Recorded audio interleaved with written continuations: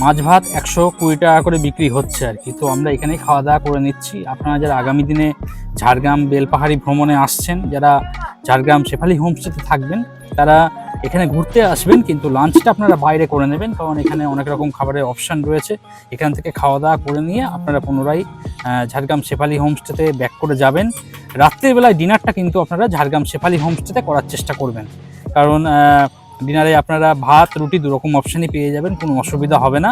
তবে দুপুরবেলায় লাঞ্চটা কিন্তু আপনারা বাইরে করার চেষ্টা করবেন, কারণ এই জঙ্গলমহল অথবা ঝাড়গ্রাম বেলপাহাড়ি ঘাটশিলা যেখানেই ঘুরতে যান না কেন, এখানকার যে সমস্ত হোটেলগুলো রয়েছে তাদের খাবার দাবার তৈরি করার পদ্ধতি সম্পূর্ণ কিন্তু অথেন্টিক এবং পরিষ্কার পরিচ্ছন্ন। আপনারা কিন্তু যথেষ্ট তৃপ্তি করে খাওয়া দাওয়া করতে পারবেন এবং এই এলাকায় কী ধরনের খাবার দাবার বিক্রি হয় তার স্বাদও কিন্তু নিতে পারবেন।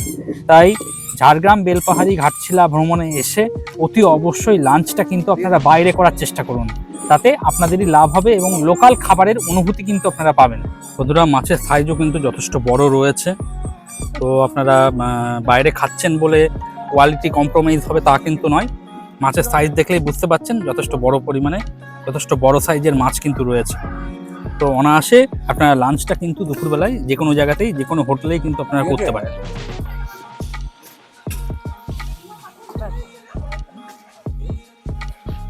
এই হোটেলে কিছু মানুষ আছেন যারা মাংস ভাত খাচ্ছেন। দাদা, কেমন কি লাগছে বলুন?